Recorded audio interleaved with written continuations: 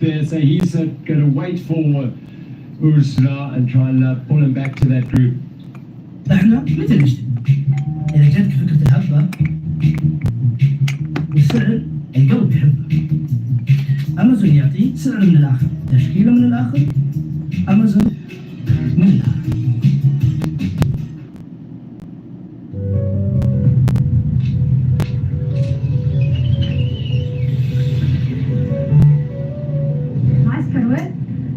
غير في حاجه مره حلوه اللي هي صرت عارف اتعايش مع كل شيء، تعرف على بيئه جديده.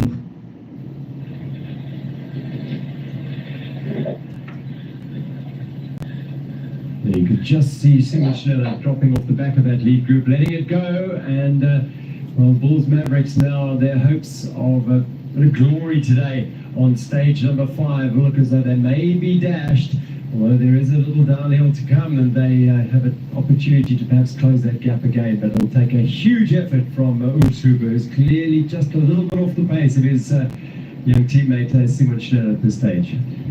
Well, it looks like it's around about 15 seconds that he has to make up. We just did a quick informal time check as the last rider went into that narrow section, and that was the back of the field.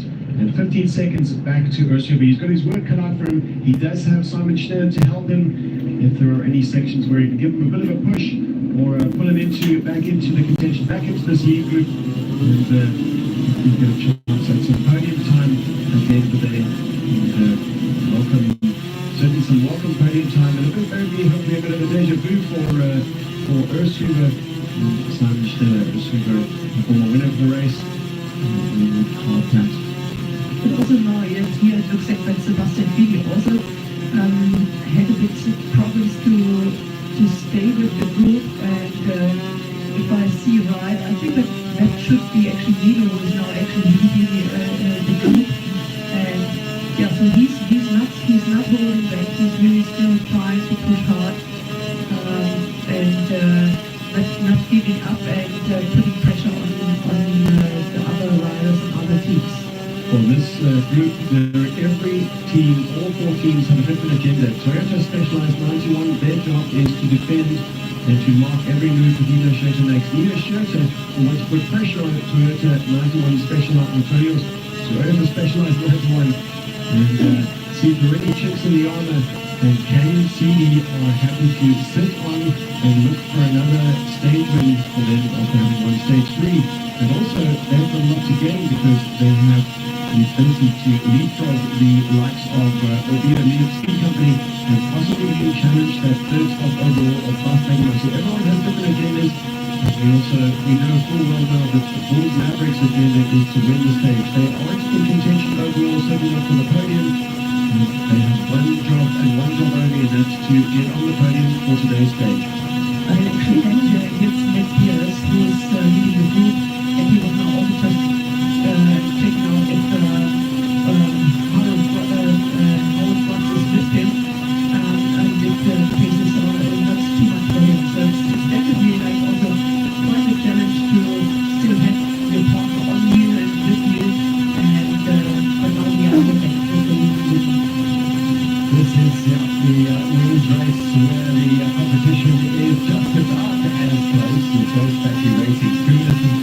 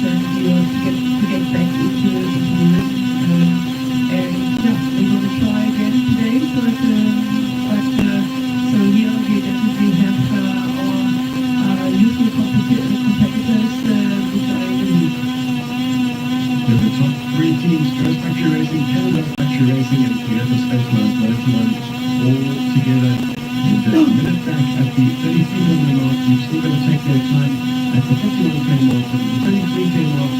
There is a gap of 1 minute and 8 seconds back to Vera Rosa and Alexa Strada. And riding with them, Lena Giro and Haley Green.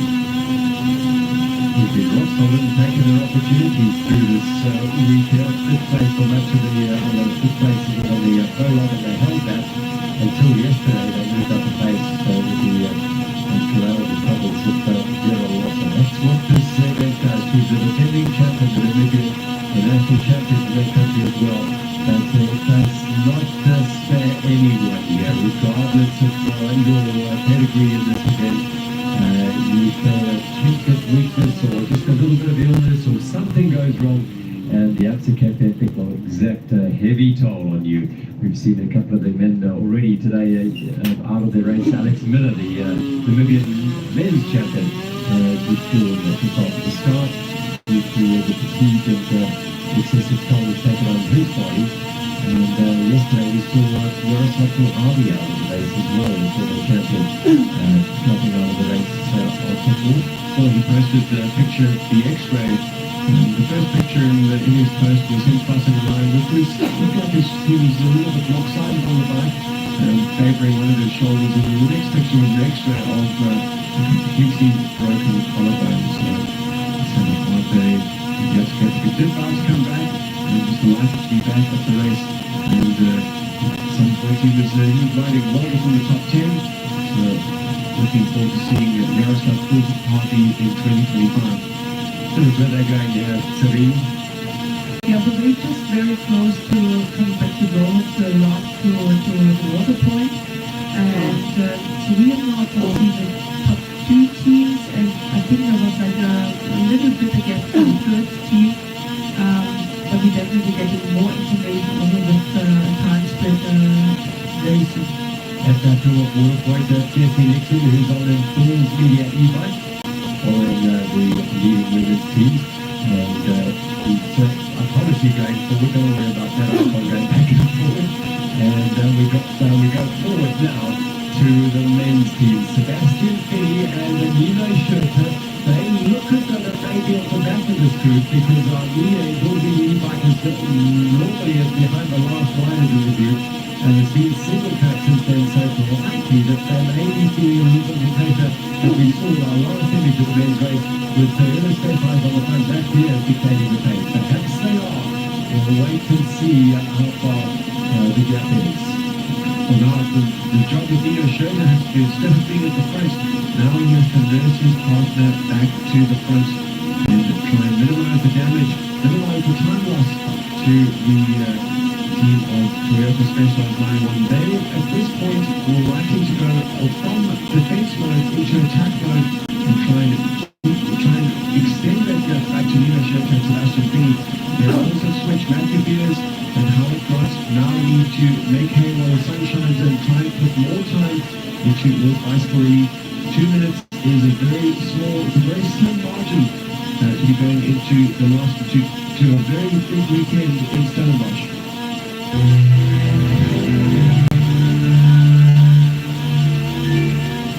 Jean-Pascal Brown, I'm the chairman of Schneider Electric. When we are an energy company at the core, we supply technologies, and we are also working on all the new projects that are in Vision 2030, and especially all the beautiful projects which will attract tourists in the Red Sea, in Arula, and so on.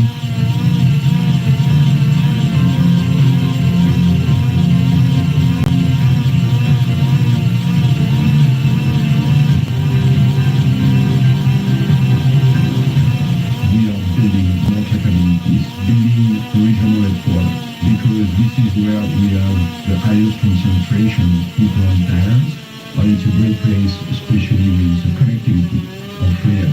Do you see digitization and AI as things that need to be harnessed to help combat climate change and drive sustainability? We want to provide a platform where you can combine your appetite for cutting-edge technologies, maybe clean energy, software, digital, AI, together with the purpose of making the world more efficient and more sustainable, of bringing the kingdom to its horizon of 2060, the ambition of being net zero. Digitalization is the biggest disruptor for sustainability. It's the only thing that can make us more sustainable, because for the first time in the history of energy we can connect everything, and we can make sure that things are used only when they need to be used.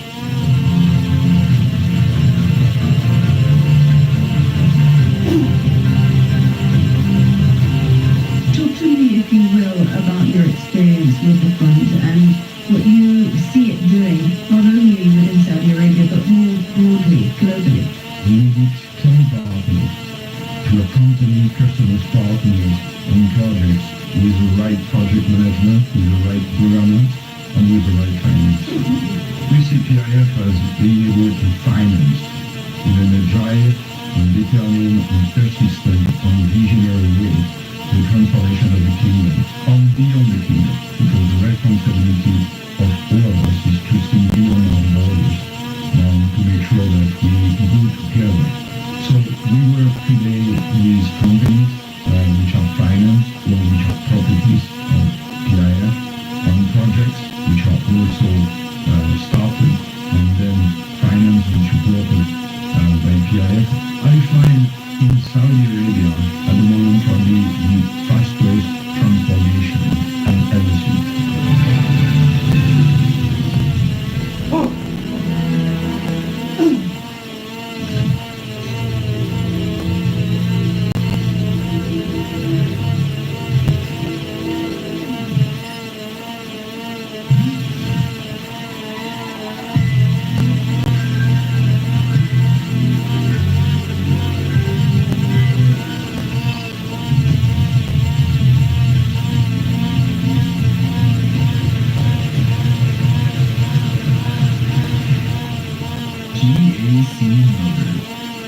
Yeah, you feel that an opportunity to eke out seconds and at best minutes out of your closest rival today is a huge one, because the next two stages, the last two stages in the Cycleops time network are going to be extremely tough. Not that today isn't, but perhaps not quite as tough as those. So this is the challenge for the teams today, to minimise losses.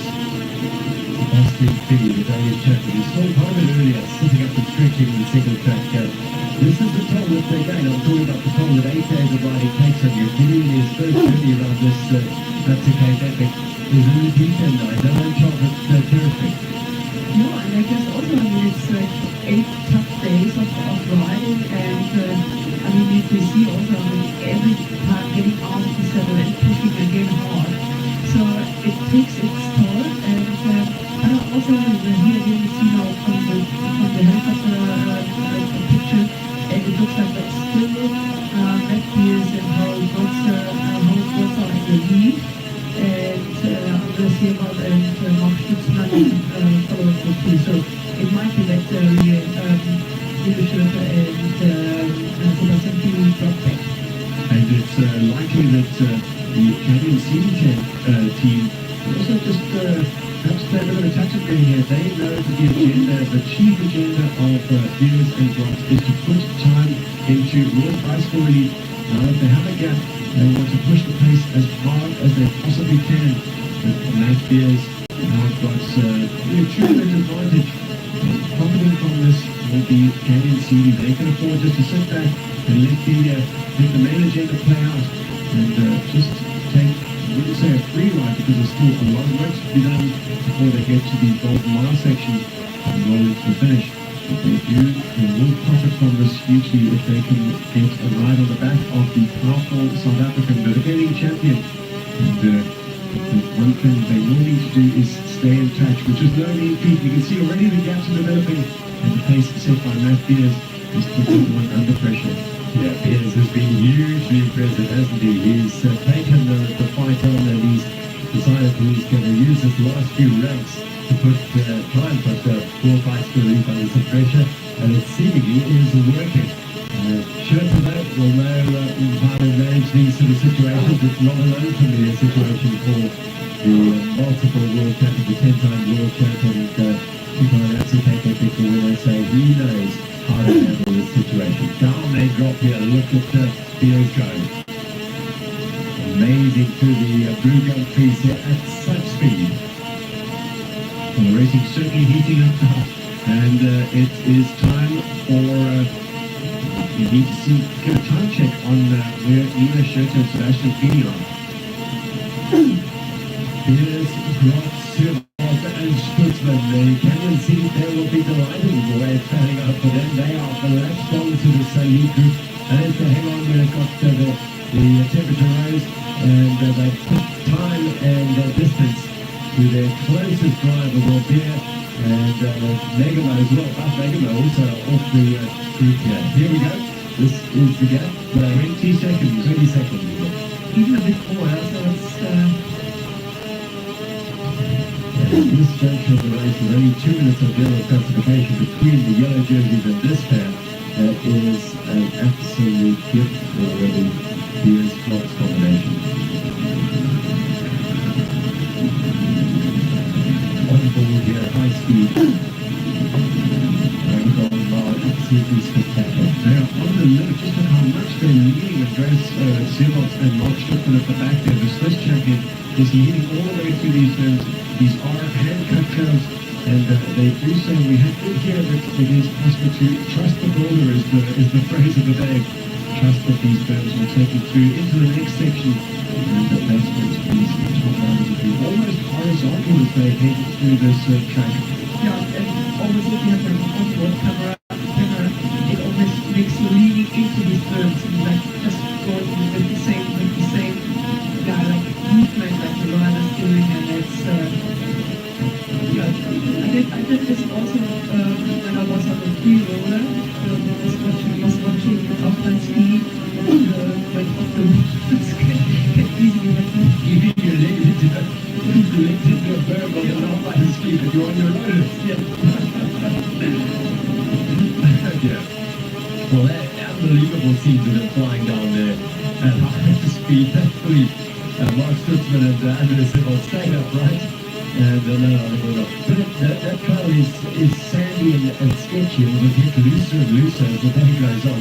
It is a pretty one. yeah, we have like this, the birds are quite high, and this is also the higher you ride, the better actually, because the loose sand just slides down into the bottom. Yes, look at him, Cannondale. Wow, phenomenal power set down by Matthews, and all the Canyon CD has to do is just stay on the back of hard rocks. The riders are the two-person team race. The teams are obliged by the rules of the race to stay together, not allowed to separate around more than 2 minutes. Matthews had to wait for his partner hard rocks, which lets Canyon CD. All they have to do is mark hard rocks, and ensure that Matthews all he wants to do is put down all of these watts onto the trails right now, off these roads, into the finish, into Wellington, because he knows he has an advantage over Nina Schurter, and that is a rare thing indeed to have a gap, and he'll want to extend that 2-minute gap to even more. It can actually get eaten in the next list quite quickly, so the more you can gain today, the better, so that you just have like this a little bit extra tougher to also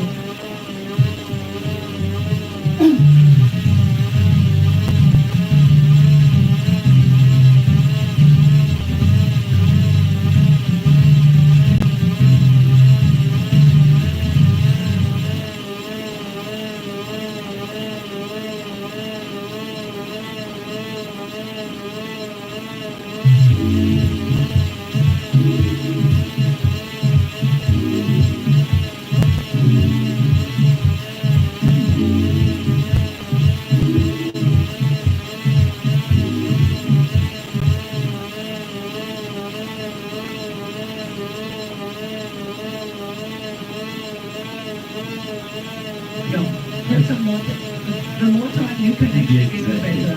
Nino was talking yesterday about how he's looking forward to the Stellenbosch Trails. He's got a property in getting Stellenbosch. He knows this area like the back of his hand. So most of these riders, but it's his type of terrain, and so every opportunity that Beers and Grotz can to take time out of the World Bicycle League, they will do so. They're doing it right now as they snake down through these full lines here, the Boston family lines heading towards those here. The Boston family lines really are a beautiful part of the Wellington wineries. In fact, they had its Editor's Winery of the Year in 2024. That plan dated back to 1810, eighth generation of the Boston's creating world-class wines. But this is world-class racing. As Beers and Drops try and put this one together. Yet to win a stage at this year's race. The team behind them have won a stage. That's the pair of the Cycleops and Switzerland. But it's the yellow jerseys who are leading them out together. The Canyon City had a resurgent week. They won stage 3 and on stage 4 they were third. Just a 1 minute 10 back off the winning time of Nino Schurter and Sebastian Feeney. And all they need to do is stay on that track. Under pressure is World Bicycle League. Sebastian Feeney is led by none other than Nino Schurter, his teammate, as they try and minimize the damage done by Howard, Ross and Matthews. Toyota Specialized 91 are in yellow. The World Bicycle League within 2 minutes of them on overall general classification going into today's stage. And they need to try and keep that gap to an absolute minimum going into the next 2 days. It's all about whenever you can take the advantage and whenever you have the chance is taken. It's about making hay while the sun shines. 2 minutes is a tiny gap going into such a big two stages coming up in so much. You see Nino's head bobbing the way he does that very characteristic style. You know he's on the game here. He's really chasing to try and bring this group back. That little drag we've seen it over the last couple of days up towards the finish. As they did keep Beers has been an absolute monster today, setting a relentless pace, particularly over the back end of the stage. The leaders are on the right left-hand side, and the chasers, Nino Schurter and Sebastian Feeney on the right-hand side, will try and maybe get a gap for you. The 20, 23, 24 seconds, maybe the gap between these two.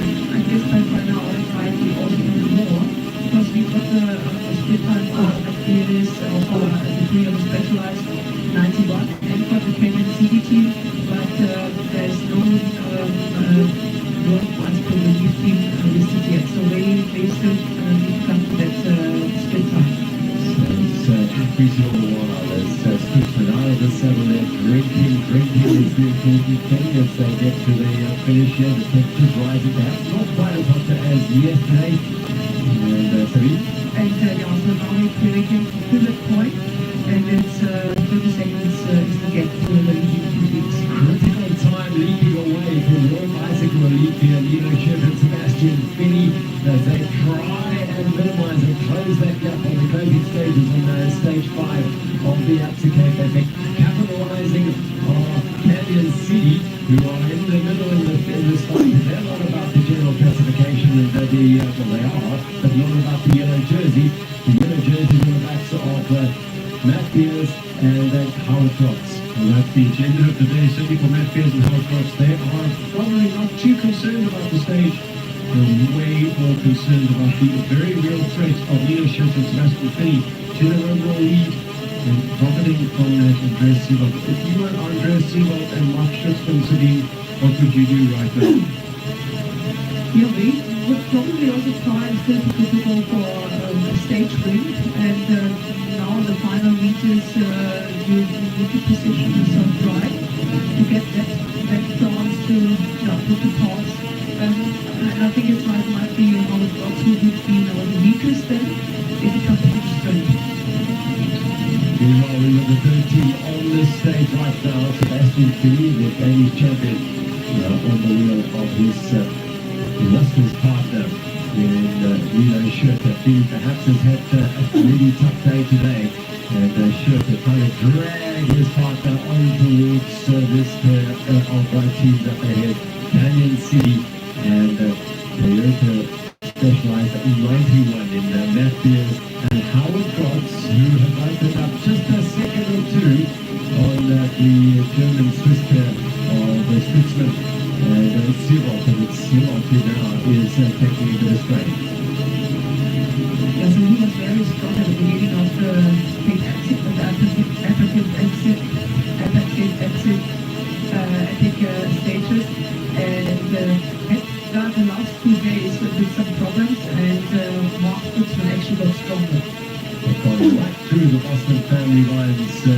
They're fantastic down here. They do host races there. They've got some incredible lines. But this is the vintage ride today. It is Matt Beers and Howard Grotz who are nailing the yellow jersey firmly onto their shoulders today with a magnificent ride. Here comes Schurter and his partner Fee. Simon and Stutzman seem to be dropping off the pace here. Is that narrow bridge? There's the gap. Under the marker, under the front rouge, as Sabine christened this little bridge. They've been on it now 3 times in the last 3 days, which will give them a sign that they are very close to home. Vintage performance by Matt Beers. And if you can think that with how many obstacles they've had to climb, they've been through some tricky sections, and on the flats, this is absolutely Matt Beers' natural habitat. And as is evidenced by the fact that they have distanced Andreas Silva, even though they were in the draft, they were on the wheel, they've been distanced by Matt Beers and Howard Grotz. An admirable performance by the American, tucked in behind Matt Beers. They call it the sports physiologist will refer to a value called FTP, and Matt Beers' FTP power is among what is most likely one of the very best in the business. Matt Beers powering ahead. Howard Grotz stage looks very much within their grasp and extending the lead on overall. This would be, let's not speak too soon, it would be their first stage win of the Cycleops Store objective to achieve, and it looks like they're on their way to get their first stage win and to cement their place overall. Yeah, we get to the Canyon City team that gets bigger, and that makes them actually gives them a comfortable arrival, and they can also celebrate, because we didn't really have so much celebration of the winning teams crossing the finish line, because it was always really a sprinting and a hard fight. So here they go. They looked over their shoulders at that last corner just to see if they could see catch a glimpse of the Canyon City pair. They were out of sight, which will be a good sign for Matt Beers and Howard Grotz. As they take this last turn onto this little single track, they will know that they are on the brink of securing a stage win here. Canyon City, perhaps 10 seconds behind them. They will surge along the banks of this dam here. Beers started off with his sporting life as a motocross racer. Once he was in the States, he looked at an injury, went and did some cycling tests, and they realized he does have an extraordinary FTP, and he's putting it to great use today in the company of the man from Colorado, a partner who has won this race before in Howard Grotz. Grotz has been all he can to hang on to the motor of the brilliant and powerful Matt Beers. Another performance by the Cycleops, the really champion, and he counted at the corner 8 seconds back. They're 8 seconds back, so they're at the finish now. They are coming into the finish here in Wellington, and there's Beers and Grotz in the yellow jerseys. Beers at one stage was with Jordan Saru, one stage was with Chris Blevins, but here he comes to victory here on the stage 5 with Howard Grotz. Beers is the 10th time with the stage, Grotz the second time, and the yellow jerseys have nailed down the stage today in emphatic fashion. Canyon City capitalizing on the opportunities, have sat on the tail and eventually crossing the line in second place. They will improve their hopes of finishing on the podium at the end of this race with another fantastic performance today. They won a stage, now they finish second, and the clock is ticking back to World Bicycle Relief the yellow shirt, and his partner, Sebastian Figgy, who were 2 minutes behind the yellow jerseys going into today's stage. They're into the 10th village now. The clock still ticks. They were 30 seconds back, about 2 kilometers from home. They'll have to keep that under 30 seconds and really have something to work with going into the last 2 stages. Schroeter and Figgy in third place on stage 5 of the Amstel Cape Epic. They are across the line now, and the gap back to Kenyan to the leaders is very tight. It's quite an impressive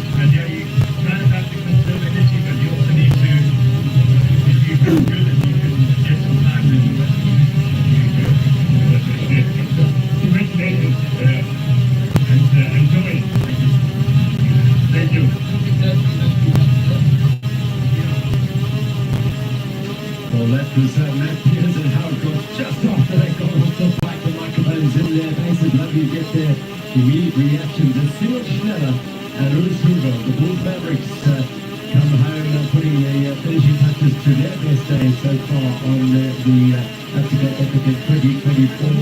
They tried to stay with the group and eventually on the last time it was Urs Hugo who lost contact, but they managed their as well. No place. That battle was just too fierce for him, or the battle for GC was too fierce. There was another agenda, and Roshuba, he did a last minute pull-up to the race. He has done very well to take off slot on today's stage. Just having a look back at Mega Mode, we saw that Canyon City already on virtual general classification have already slipped into 4th spot ahead of all the elite speed company, and now are breathing down the necks on the overall GC, breathing down the necks of Buff Mega Mode. And that is Buff Mega Mode there, that's packing. And Barcelona back in their jerseys, the Dutch champions jersey on the front, the European Marathon champions jersey behind them, and Singer Racing as the back at Rodensteiner and somebody Bora back into it a little bit today, the Victoria team. Into the finish, here comes Alaman, followed by the Singer Racing pair, and Becking, who's going to win this sprint. And may well have been the Alaman Buff Mega Mode pair. So they try to minimise their losses. They've done enough to stay ahead of Canyon City on that general classification. I think they might just have done that. They have done that. They stole, Buff Mega Mode stole a 3-minute advantage, just over 3-minute advantage over Canyon City. It's a resurgent team. Disappointing first couple of days versus some fantastic first couple of days, but you have to think of Buff Mega Mode. Big difference between the two, but Canyon City are definitely on the upswing. Momentum is in their favor. They gained several minutes today, and Canyon City looked extremely good for that podium spot. Buff Mega Mode will look for better days. 2 more big days to come in Stellenbosch. The big battle was a battle for first place and then a battle for third place. Back for the women's race here.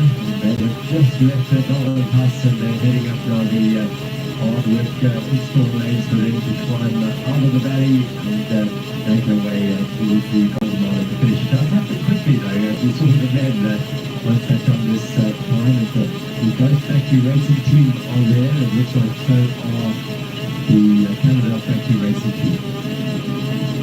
A little bit closer there, maybe mixing the back end of some of the men from the new cycle. Let's go to the finish and the path. We've got the Cannondale. Congratulations, second place. Again, very long time.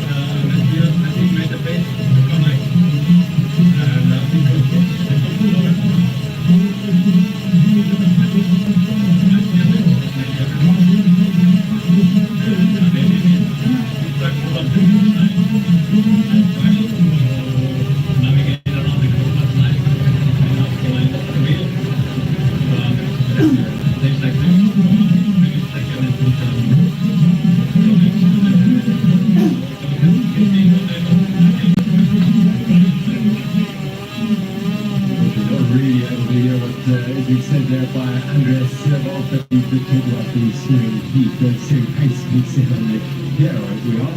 Talk about pace. The Rose Factory Racing and Cannondale Factory Racing teams back together again at the front end of the Amex women's race.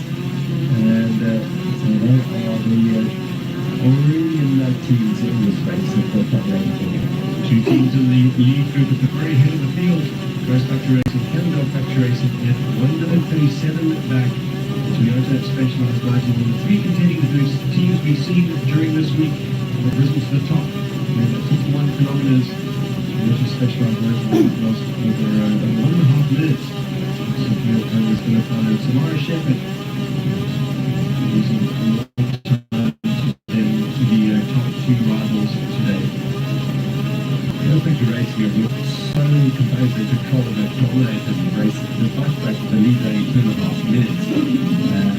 Cannondale Factory Racing, what can they do today, tomorrow, the final day? So we're still going to try to make the move and over the next days put pressure on the Rose Factory Racing team. But at the moment it's actually the other way around, that the Rose Factory Racing team is actually in the lead, and they're sitting in a quite comfortable situation. They can control, and I mean Ken has really tried also to put pressure on Werner. It's her first year racing the Epic, and she's a very young rider, so she also still needs in a way she's still experienced, and she need to grow into this, and she's very ambitious, but she also needs to learn to also accept certain things, and she still questions a lot of it. So I mean it's like a bit an inside view also when I was spoken yesterday a bit to Candice, and she has like this experience she has done over I think this is now her 6th Cape Epic, and you have also things you can control, you try to get control over it, and other things you can't control, and you have to accept and let go of it. And these are all part of the lessons being learned by young Mona Mittenbauer. Remember, she's just 22. Yes, her record suggests that she has been riding a lot longer than that. 2 Marathon World Championships and 2 World Cup wins already. But she is only 22, and her first Africa journey is another big step in the development of this World Cup ride. Well, that is going to be a big career by the looks of it. And very soon they'll be hitting the 10k to go mark. They're about to reach 60 kilometer mark, and they'll be reaching that USN Hydro Point on the climb up to the high points. It's not the high points of the race, but it's the last climb, the last summit of the race at the beginning of Toyota Tough Section, the Golden Mile. So 2 teams in the mix. And you can see more of a defensive position at the moment, perhaps just trying to hang on to the pace set by those. It's not easy to see what is going on in terms of the efforts that are going on the trails right now, but clear that the race is going to come down to these 2 teams. Well, the race on for the win. This is the race, the South African jersey with Philip Bass. He's the second rider there, and in front of him, Peter de Toy, who's joined the Tiger Eurosteel team this year, having been riding with Buka up until now. They are in the African lead by 9 minutes and 36 over in Buka, and they look as though they're consolidating that lead today. The Buka, Perhaka, Hubert, and Vessel Worker. Third place up for grabs because Toyota Specialized are out of the race as a team because of the fall of Alex Miller, which means that Danny Actual Type Racing, Rousseau Becker, and Matthijs Bierkes will move on to the podium position in the African League. That was the start of today's stage. We'll see how well it falls once they get to the finish. But Bass is a perennial wearer of this jersey over the many years he's been riding the Africa Epic. He's ridden with many different South African partners, but his early experience was alongside Nino Sherpa. He wanted to ride alongside Nino Sherpa, but Sherpa was still exploring the Africa Epic as a pre-season preparation event. and then got the bug and decided he wanted to win it, which he really did. Ja, die joined it all, like, took probably the trip now for many, many times with various partners, and he wanted to, and I guess it's also just he loves this race, and he sees also the benefit of in the preparation for the World Cup season. Absolutely, in the early years, he then carried UCI ranking points for cross-country races and it attracted a huge number of the top cross-country races. Now those points are marathon teams points, and so the fewer of the cross-country riders come out and face those points, but it's still wanting to have the court some of the very best with us. So making towards the finish here in Wellington, the CPUT ground. The race running for the last couple of days here, and dates back to the late 1600s in Wellington. And for the pace and the partner, Peter de Toy, just rolling in here in the South African jerseys, and they will consolidate their hold on that by finishing in a very solid position today. Rally an excellent part racing some by Auckland. Or in overall general classification, certainly rally electrical type of racing the pace, but Philip Bass, Peter de Toy finished behind Beatrice and Becker on the day, on the stage, by about 30 seconds, so it's still great defense of that jersey by Philip Bass and Peter de Toy. Philip Bass having won 4 stages, really at the absolute in the elite, and that South jersey car. He's run out of space on the wall in his house for South African jerseys, but still another one where to wouldn't harm anyone.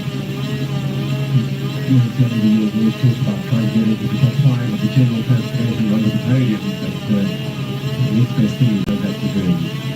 Now, the orange leaders jerseys belong to the Arabic women's category, and in particular, they've been the sole possession of Anne Terpstra and Nicole Kohler throughout this race.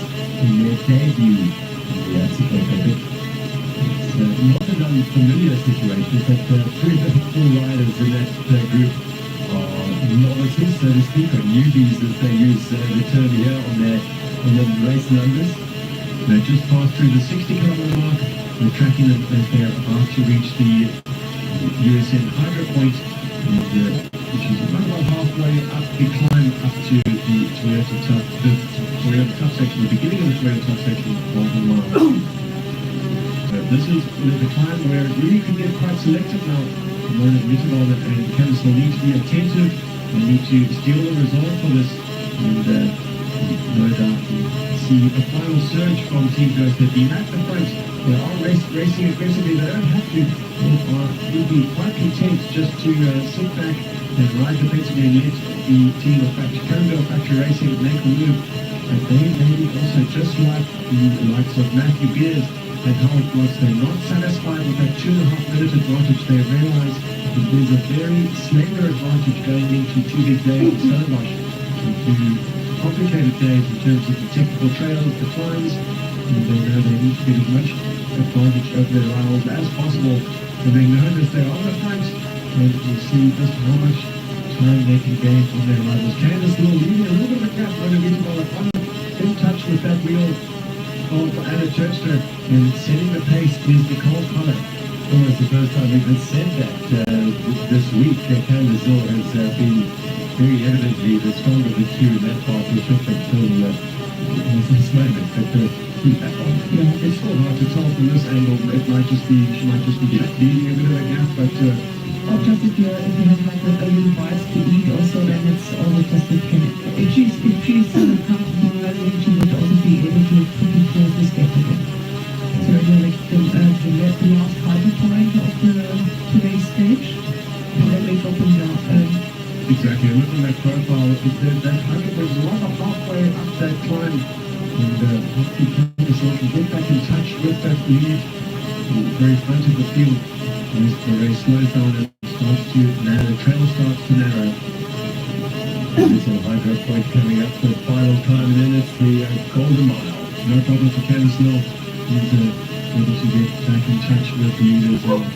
The fans of the South African rider will be watching closely to see what the themselves a statement for today. Look, I mean, it's, if we would be in a situation to put pressure on them, so we would have to pass the two, and there was like a little before my point, there was like a bit open section where you could ride double lanes and could overtake the two, but one was just sitting behind them, riding the same pace, which also shows me that she's not in the situation, or I take it all together, that her and Kenny Smith are not in the position to really ride harder than the Ghost Racing team. Certainly, if Mona Mitterwalder were to detect that her partner Candice Lowe was in a bit of trouble, having difficulty closing those gaps, best thing that Mona Mitterwalder could do would be to get in between the two riders of the Ghost Factory Racing team. It would be a tactical move, and these narrow trails, it looks like the riders are all pretty much in touch. But that's right. What we see is that Nico Power and also on the track, there's always like a quick look a bit over the shoulder. They're checking out what are the others doing. So it might be that they also just they're trying to increase the pace and checking if one of the following riders, if Mona or if Candice Lowe, if they battle with the speed. So they always like a bit this check out with the look over the shoulder. Yes, just slowly just opening the pace a little bit, putting them under just a little bit more pressure. So look back and see what effect that had. And perhaps noticed that the Cannondale was off for that when you noticed a little bit a while ago. And so just break it up a little. Got Paul on the front here and Chester on her wheel as they have been all the way. Yes, Recognizable there, those full carbon fiber wheels. It's a distinctive scene that we've seen on the World Cup scene, and perhaps you haven't seen those wheels at the front of the field. And they are riding with the Ghost Factory Racing team, Ghost Bikes, and we saw earlier that they are also running that new flight attendant system, the electronic suspension system, where all of the components, all the major components are linked up to operate the suspension. To open and close the suspension automatically using AI, using machine learning and deep learning to understand the rider's characteristics and also switch off most. It's really going to come into its own when we get to the strip, because that's when maximum power will go down and that's when the suspension will lock out, so that there is absolutely no power loss at all. Mona Mitterwalder absolutely in touch, staying glued to the rear wheel of Anna Trepska. Will be a familiar sight for her. Glued to the wheel of Anna Trepska. They both race on the World Cup scene, and both having won the UCI World Cups. Willis gap there falling back to Candice Lowe. Needs to get back in touch. There is a little bit of way to go on before they get to the first tough section. But Candice Lowe rely on these corners to drift into the corners as fast as possible and to close that gap. so it's Conor will be aware and just push a little bit harder. Especially like if you have like these the corners, then you have like almost like a 180 degrees, then you can see what's happening, which is nice. Happening down at the finish here in Winton. Lino Schiffer and Sebastian P step up onto the first step on the podium. Sputzman and Silver had a good week.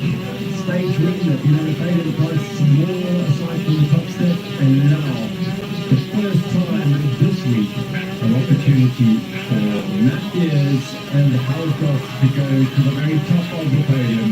The first stage win of the week, the yellow jerseys, first day in yellow, and they have done a fantastic job to consolidate that hold on the yellow jerseys. And coming good in the latter half of the race, the defending champion and the 2021 champion Matthews is well and truly a stage race specialist. He does race the gravel scene in the US during the year, and he's kind of a double talent, you could say. Certainly is showing that he is one of the very finest stage racers on the planet, and looking to write his name to history books. Looking for his third win, matching the likes of Jaroslav and Harvey. Up the last few rounds of this climb, and Henderson did well to latch back onto the wheel of the park a moment ago. No question about Ghost Factory Racing. They have looked supreme all week, complete in control that yet. Just look for that, the perspective had to have a serious mechanical issue. Just stayed locked to each other's wheels and kept a steady tempo all the way through. Confirmation of their hold on the yellow jersey. Now we're into stage 5 in Stellenbosch. Matthews and Howard Gross of Toyota Specialized 91. They lead the Absolute Cape Epic after stage 5 and 6 days of racing. 2 to go. The critical phase of the race is when you want to perhaps take the jersey and really relish the opportunity to defend it over the next couple of days in Stellenbosch. The race, in fact, you won't ride, the riders won't ride from Wellington to Stellenbosch. They'll be transported by their own means or by bus, courtesy of the Cape Epic organisation, and we'll set up camp at the race finish in Stellenbosch, and then 2 days of racing around the beautiful trails of Stellenbosch away to the wires. I'm going to finish that, and it's going to be spectacular watching them race around the trail. Some talk of a little bit of rain later on this weekend. Well, we'll wait to see if that happens. Whatever it is, it's going to be fantastic racing. Desi Nixon is an indication of where our leading women are, just about getting to the top of the climb, and then it's the golden mile, and as we saw the men and the lead riders, you know, the race to the finish is so fast.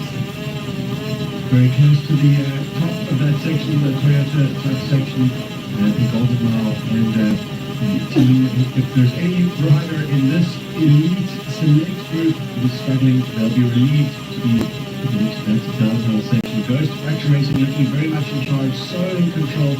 And it's just a carbon copy of them the entire week. Hardly put a foot wrong. In fact, they have not put a foot wrong. Let's be clear.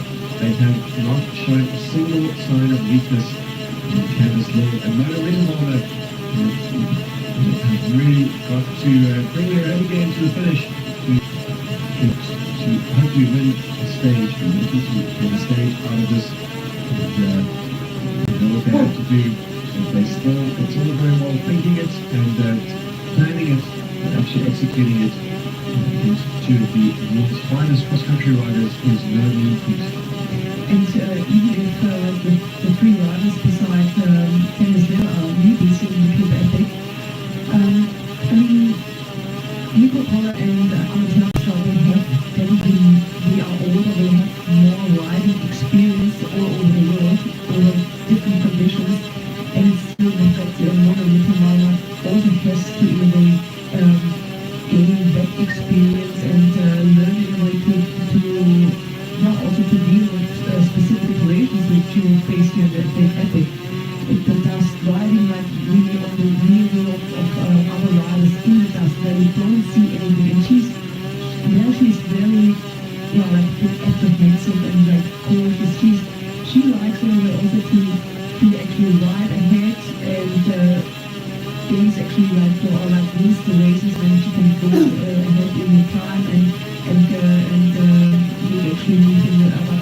If she's under pressure in a bunch, that's when it's a bit of an So she's a front runner, if you like, just to get in front and then build on that lead here. And that's Matilda and Lil falling down the trail as Ghost Factory Racing. Terpstra and Kohler make us look absolutely supreme. They really are quality riders, and this has conditioned the erosion canyon, if you like, which is the Golden Mile, is the perfect platform for a wonderful trailer, and they have exploited it to the maximum here. They've opened a little bit of a gap, but that's on just the nature of the Darby there. Here comes look at that little gap for the skill of the cross-country racers here going so smoothly. Beautiful riding from this Cannondale. Get towards the bottom and then hit down onto the farm road towards the big woods. Now, in control again, goes factory racing. And Clever move from them just to use their skills, give a bit of a gap because they know that the Cannondale factory racing team will just have to put a little bit of extra effort to close that gap on the flats. And of course, when it comes to an all-effort and sprint, you need all that you have. And just that extra effort that Cannondale factory racing will need to spend getting back in touch may just lengthen their sprint just that little bit. And yeah, what we also saw that in the previous days, like if it came to the flat section, it was actually Cannondale who tried to pull Mona back to the leading group. And today it seems like that Cannondale has a little bit, or is definitely a bit on the weaker side. So let's see if Mona would be able to help now Cannondale to get back to the Ghost Factory Racing team. Bit of a drag now, they try and close that gap. Mona Metabala on the front here, Cannondale, you can see just on the back end, as we said earlier, it's not often we've said that this week. She has done so much of the pace setting for her team, and indeed in the race itself. As they cross the irrigation canal, the olive trees, olive orchards on the left-hand side, the vineyards on the right, as they rocket down the slopes of Kruger towards the finish here in Wellington. Well, they're just about to approach the Val-de-Chiron section. That's the 5K to go mark. And we'll be there almost momentarily as they absolutely fly along these flat sections. And Ghost Factory Racing looking to make it 6 out of 6 on stage 5. They won the prologue, stages 1 to 4. And stage 5 looks well within their grasp as they have already distanced Cannondale Factory Racing. The race is not done yet, but it looks very clear that Nicole Collar is going to be putting down as much power as she can and riding through it all and collaborating with her partner Anna Terpstra to keep that gap at bay. And if nothing else, even if the team of Cannondale Factory Racing team get back in touch with Ghost, at what cost, what kind of condition they're going to be like at the finish, if they have to still make a sprint for it. They're making an effort, aren't they? You saw a bit of up the saddle there, and Candace tucking in behind her to maximise the drag effect, but it is Kohler and Terpstra. Look as though they're blowing the creep down for Ghost Factory Racing, are charging ahead. They sense another opportunity for a stage win here, continue their dominance throughout this race. So the only advantage the team of Cannondale and Mona Metabala have now is like the final approach. It's even so slightly a bit different. So what they see, it's just the team ahead, the Ghost Factory team. So which very clearly to the left, to the right, because that's slightly different. So they can maybe also go with a little bit more speed around the corners and carry a bit more pace around the corner. They are blazing it on the finish here at the Wellington CPUT grounds, and it is form. They're looking like the Ghost Factory Racing win again, but they'll do all they can to try and close that gap. 2 minutes 31 was the gap at the start of the day on general transportation between the two teams, and they can close the gap, or at least minimise that. There we go. Not much time between them. Reaching familiar territory now. And across the irrigation canal, Val-de-Chiron is the base for the Wildfall trails.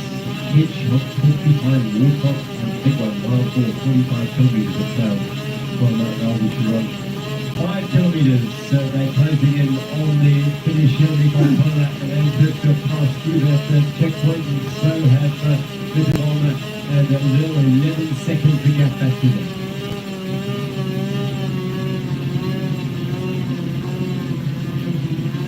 Beautiful scenes as Ghost Factory Racing have never been more than that distance apart throughout this race. Yeah, and it's they just work so nicely together, and Anna Terpstra and Nicole Collar, like body shape and also like from the strength. We can work like in these flat sections very nicely together, really taking turns, and that of course helps if you have like always like a move to the team and taking turns.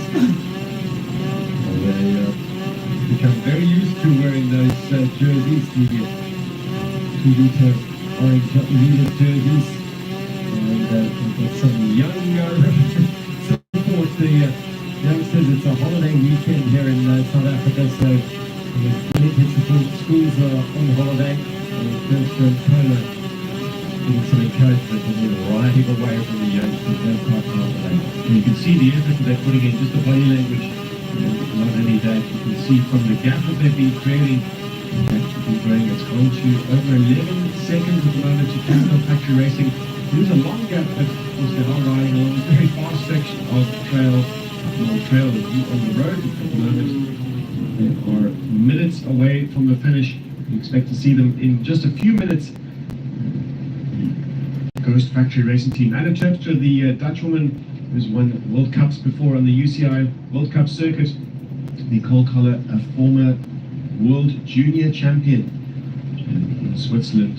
If you're a top rider in Switzerland, you're a top rider in the world. Fantastic program. The Swiss mountain biking program, bringing the world some phenomenal riders. Ghost Factory Racing look likely for another win, gaining time over Cannondale Factory Racing. We still have yet to get sight of Toyota Specialized 91. Sophia Gomez with a final scholarship that they were 1 minute 37 back at the 51 kilometer mark. We've already seen the riders pass the top riders, the first riders passed through the 64 kilometer mark. And in fact, as we said that Toyota Specialized 91 just passed the 5k to go mark, 3 minutes and 3 seconds back off the time set by Ghost Factory Racing. Still 5k's to go for the Ghost Factory Racing team to cement their 6 out of 6 record, a clean record at the 2024 event.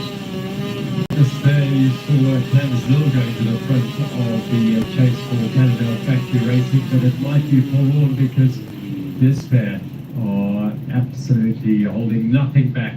Koller and Terpstra in perfect symmetry here. They have kept no more than a couple of inches apart throughout the day and kept a relentless pace, just up the tempo of the last climb, and then escaped down the descent, the Golden Mile, and built on that on the flatter sections towards the finish now. We did expect to see the move from them on the climb. They did put the pressure down, but the move actually happened on that downhill section, just getting a couple of extra bike lengths, and then when that tiny gap was there, they put down maximum power. Great tactics from the Ghost Factory Racing team. And just a quick look at the overall general classification. Ghost Factory Racing had 2.5 minute advantage over Cannondale Factory Racing at the start of the race.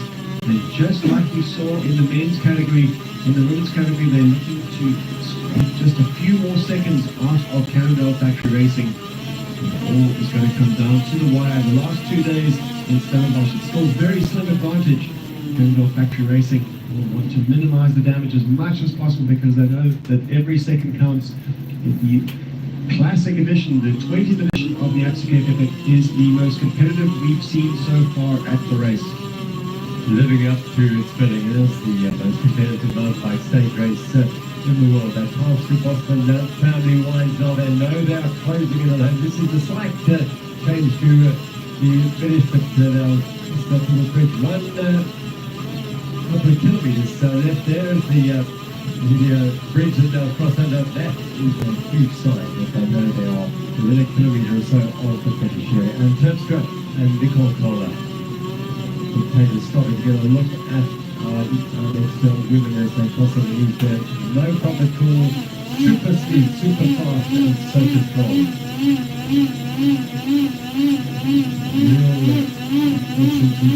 The CFI figure dominance of this event we see the pair take such control of the race and maintain their composure and of course their equipment. We've got here indication that's easier as well. Those are so many obstacles and challenges for the physical side of it, but if you can manage your equipment without any real problems, then this sort of thing will happen. You can't get into control of the race. Is about being very much in control and riding under control, and no risks means that there is less risk not only for the rider but also for the equipment. Riding on the limit just somehow just seems to cause more issues, more mechanical issues. Just a little bit less care is taken from the riding on the trail and avoiding those tiny possible obstacles, because of course it only takes one rock to take half an hour out of your time. To repair can really take tracts of time and ruin anyone's chances, any team's chances of the overall general classification. But no sign of weakness here from the Ghost Factory Racing team as they head into the finish. They're no strangers to South Africa, they're newbies at the race. I mentioned it before, but they are well travelled in this Western Cape region. They've ridden many of the trails. In fact, they've won early season stage races in 2023 together, riding together in fact.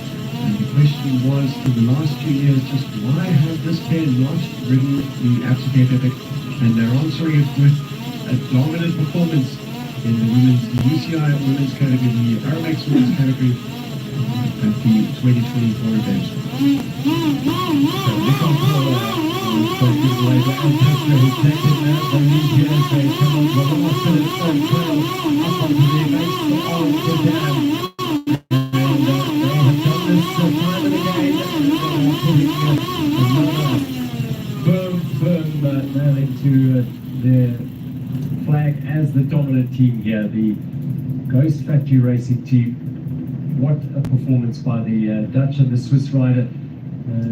Really been utterly dominant here. It really is amazing. Flawless in their riding, flawless in their preparation. They've spent a lot of time here in South Africa and certainly know the trails well, and their team manager Thomas, we're waiting for them at the finish, and he'll be very pleased with yet another fantastic performance from them. There is just so much going on behind the scenes with the top teams, and all the riders, Terpstra and Collar, have to do is pedal, and although that's no mean task, there's a lot of support that goes on in the background, and they'll be celebrated just as loudly with the team of Collar and Terpstra as they come to the finish. Here they come, Ghost Factory Racing, 33-year-old Dan Terpstra, 26-year-old Swiss partner Nicole Collar have crossed the line, and they have made it 6 out of 6 in the Absa Cape Epic in 2024. They retain the lead, and they retain their hold, their dominant hold on the Aramex women's category. Fighting hard for every second, the Candice Lill and Mona Mitterwalder of Cannondale Factory Racing. They'll lose a few seconds to the overall leaders, and it will probably stay under 3 minutes going into the last two stages.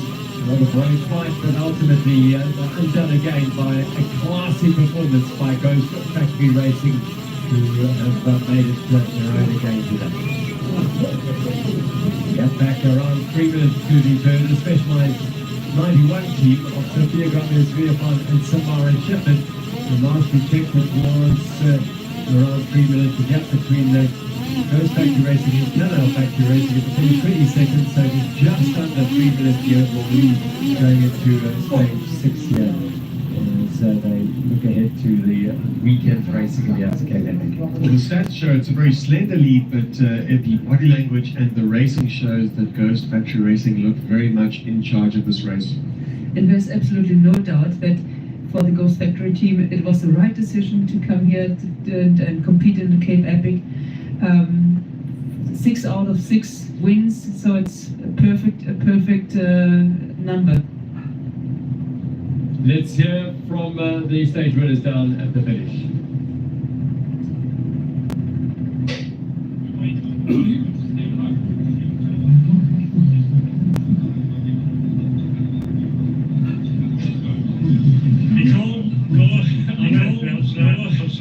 Ladies again, who's trying to go for this year? With your baby? I don't know, we gave it a go, and we came through with 5K to go, just out of the single track, and we tried to share the work until the finish, and it worked out amazing. I mean, every second will count for GC. You gain a little bit of time again.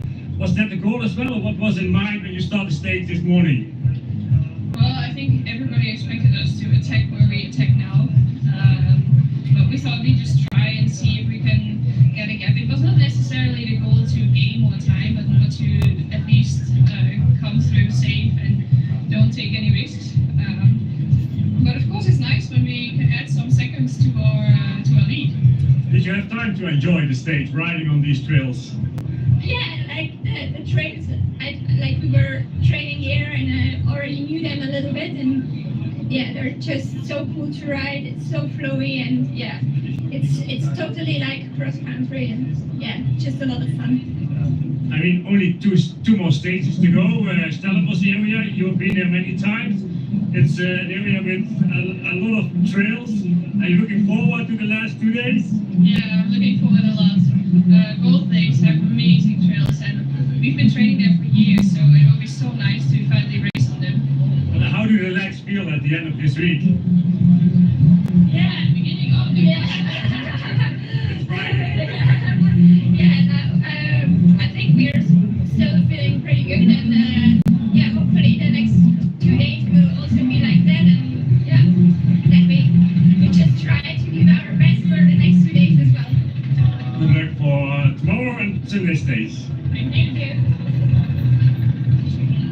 The thoughts there of our dominant Ghost Factory Racing team, Anna Terpstra and Nicole Kohler, and whilst they were chatting, so we saw Sophia Gomez Villafan and Samara Shepherd cross the line in third place on the stage, 3 minutes and 43 seconds down on the stage, which will take them over 10 minutes adrift of the Ghost Factory Racing team of general classification. Well, these are unofficial time checks, but we have them pegged at 11 minutes and 39 seconds on general classification back.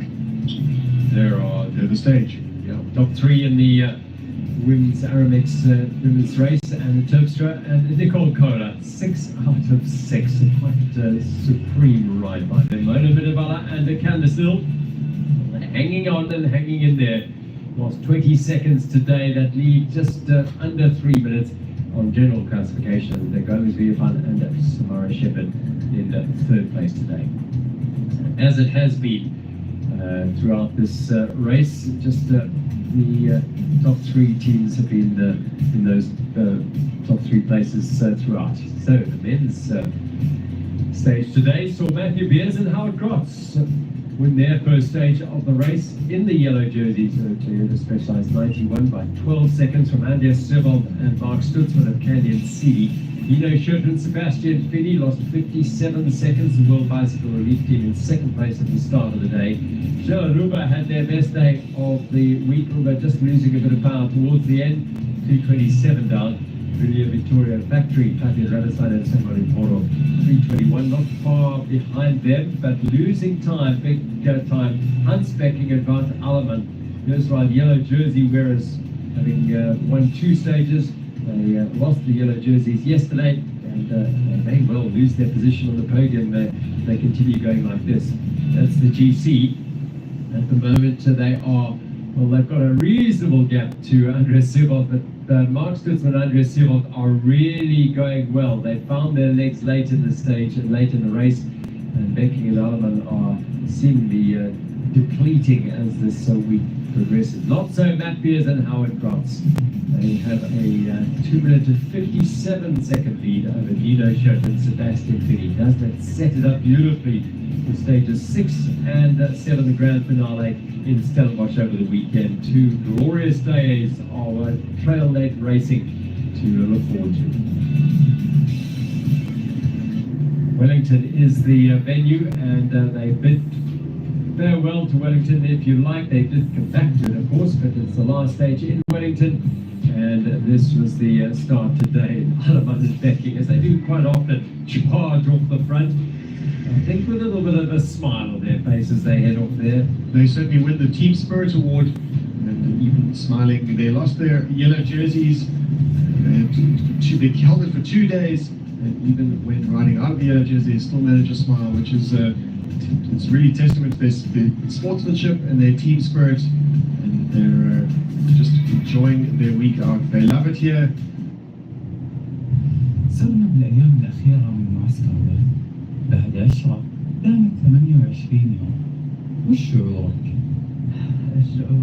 شعور رضا تام. والله أنا يعني للأمانة خايف من اللحظة اللي بطلع منها من الباب. أنا ما أدري كيف إذا طلعت برجع للحياة الطبيعية. لأنه أنا تعرفت على العديد من الزميلات في المجال اللي أنا أحبه هو مجال الفنون. الشيء المفرح والشيء الجميل إن حنشوف زي ما يقولوا بصمتنا في 3 أماكن. ألف مبروك بعد هذا الإنجاز العظيم والأيام اللي مرينا بها. كيف بتخطى المرحلة اللي أنا فيها؟ كيف برجع للحياة الطبيعية عقب المعسكر؟ صحيح إن جهدنا للعمل المستمر طبعاً هذا من العمل ومن الحرفة يعني في عمارة المسجد اللي ساهمنا فيها، يعني الله يكتب الأجر لمن أقام على بناية المسجد وبمن يعني أقام على هذا المعسكر والجميع مشاركين يعني. الحين نقدر نقول الحمد لله على التمام. مرينا ظروف كبيرة، حر، تعب، ضغط عمل، لكن احنا قد التحدي. يعني هذا صراحة شعور فخر وإنجاز، وكان جد هذا العمل بشكل طيب يعني. ومستحيل اتوقع اني بشوف الدخل زي قبل، حشوفه شيء مره فني.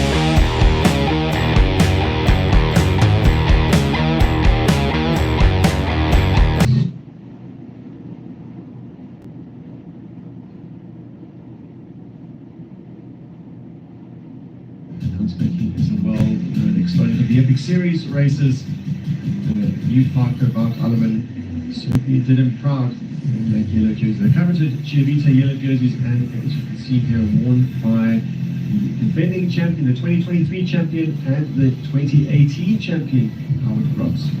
On the first section of single track roller coaster, the yellow jerseys, Beers and Grotz of Toyota Specialized 91 led out the second team on general classification, World Bicycle Relief, Sebastian Finney in the Danish champion jersey, and Dino Schurter. The sole rider here, Johan van Zijl, his partner, Alex Miller, pulled out at the start of the race, allowing van Zijl to continue on riding solo, but he was not allowed to get involved with the racing at any stage in the race. Beers and Grotz showing their intentions early on in the stage today to make sure that they could keep hold of those yellow jerseys. That 2-minute gap back to a 2-time winner, the 10-time world champion Dino Schurter. Well, you know you're going to have to work really hard to keep that. Of the early time checks, we saw that the race really started to develop, and not only develop, but the chasing teams put on the back foot, and the race concertinating at this point. We did look to the likes of Canyon CD, and notably present was the Bulls Mavericks team, Urs Huber and Simon Schneller. Urs Huber, a last minute entry into the team. Simon Schneller calling him up really with less than a week to go. Arriving in South Africa, perhaps a little bit undercooked, but looking to gain, to make the most of a great week out in South Africa. Urs Huber, the 2016 champion, and at the very front of affairs. So the group started to split with Beers still on the front, dictating the pace. He is one of those riders who loves to be on the front of the race, and the chase group behind working to try and minimize that gap and make sure that they didn't lose too much time. But it was Alleman and Becking who were suffering today. They had the yellow jersey for 2 days in Tilbach. They lost it to Beers and Grotz yesterday, and they were losing time again today. Schurter setting the early pace and trying to keep him and Sebastian Finney from losing too much time. And Servov, the German champion, marathon champion, was in the picture. But it was soon becoming apparent that the Swiss champion and former winner here, Urs Huber, was starting to take a bit of heat. He and his partners, Simon Schneller of the Bulls Mavericks, were starting to lose touch with this lead group. As well, he loves the trails. Does the world champion, former world champion, Dino Schurter, and he showed it and expressed it there. Down off the mountain, the Golden Mile, towards the finish, it was Beers and Grotz. Beers was clearly in great form and feeling very, very strong, and that bolted ahead. And Grotz was chasing back to him, and Canyon City with a team behind him, because World Bicycle Relief had lost time. And as they came into the finish at Wellington, it was Beers and Grotz of Toyota Specialized 91 who in the yellow jerseys win their first stage of this year's race. A 10th stage win for Beers, a second for Grotz in the history of the event. Canyon City crossed the line in second place to improve their hopes of perhaps moving up into the podium positions later in the week. And in third place were the World Bicycle Relief team, and then it was at Bulls Mavericks. But that's how they finished on the podium. Beers and Grotz on the top step, followed by Canyon City and World Bicycle Relief in third place. And still in the yellow jerseys going into stage number 6, Beers and Grotz. They've improved their overall lead now, and will have a handy lead going into the weekend's racing in Stellenbosch. The Aramex women's race headed off with the Ghost Factory Racing team leading by 2 minutes and 31 seconds over the Cannondale Factory Racing team of Candice Lill and Mona Mittermeier, the Austrian world marathon champion. Samara Shepherd on the front, New Zealander based in Australia nowadays, but she and Sofia Gomez-Villapan some 7 minutes and 56 seconds off the overall leaders going into today's stage. Hoping against hope that things might fall in place for them to gain some time on Cannondale and Ghost. But the Ghost Factory Racing pair in the TV, the orange leaders jerseys, have been utterly dominant. They've won every stage going into stage number 5 here, and have looked totally in control of this race in their first time in the Cape, I think.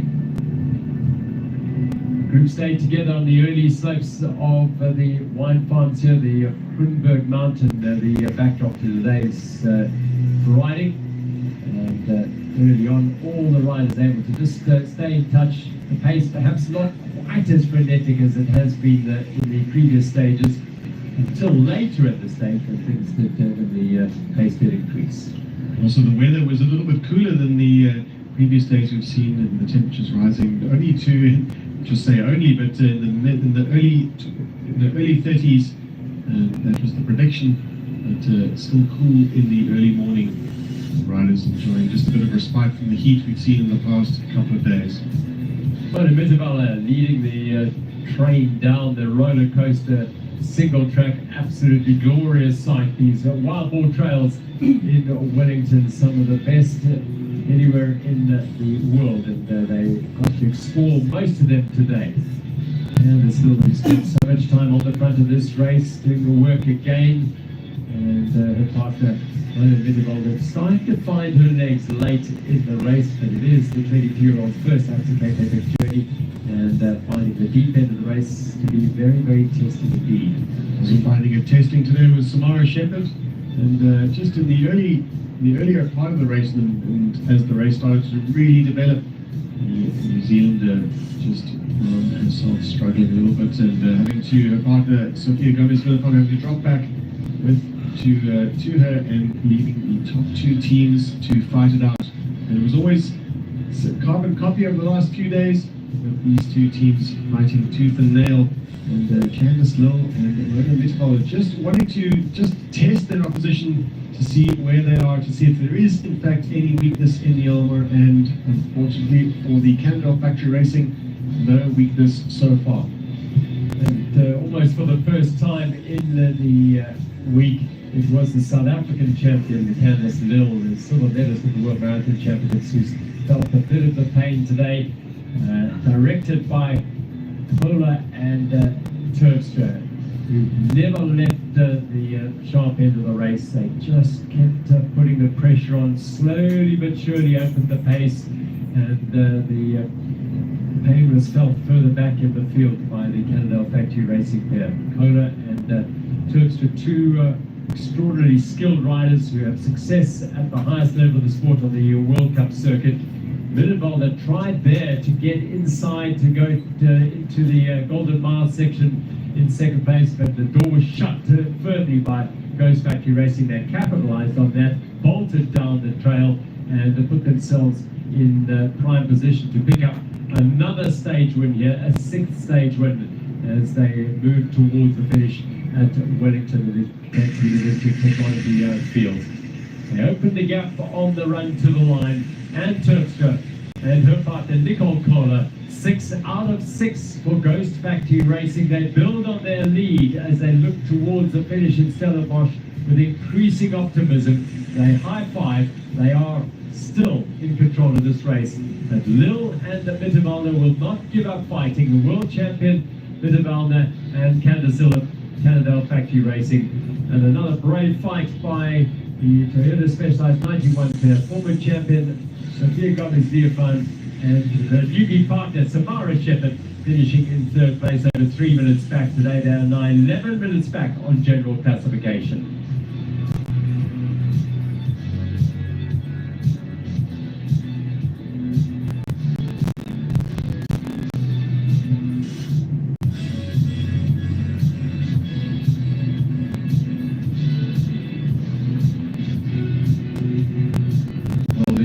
Racing today, well, we made a little bit of a point, but it wasn't quite as on the limit as we've seen. But you can expect that as these riders go into the sixth day of the race like this. You definitely get more tired, and it was maybe also just in a way to get a bit of breather on today's stage before the next two hard stages coming. So we are now in Stellenbosch, and then it's definitely here the trails.